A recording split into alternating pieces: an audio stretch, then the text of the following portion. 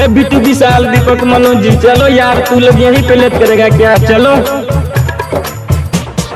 DJ Amit Tiwari अपहर। Sweater पिया भर दिन रहेला पी के सुखत पिया।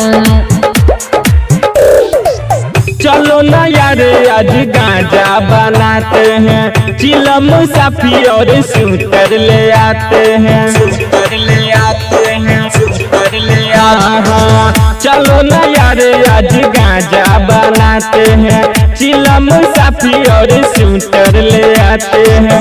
जाए ना दे हब बहरिया पिया, आवेला पी के तुरतिया पिया।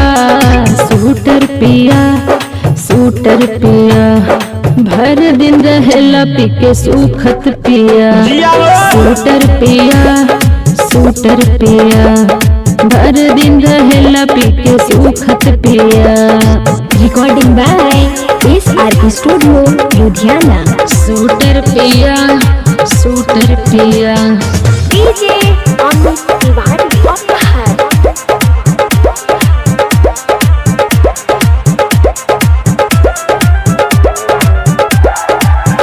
एते भइल बा टेंशन हर एक राजा जी, रोवा ताड़े है छोटका मुकेश राजा जी।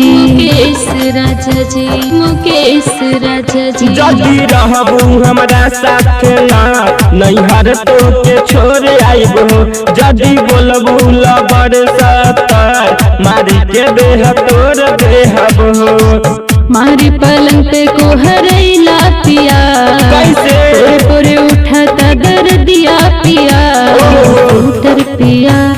सूटर पिया भर दिन रहेला पी के सुखत पिया।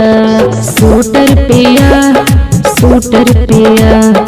भर दिन रहेला पी के सुखत पिया। सूटर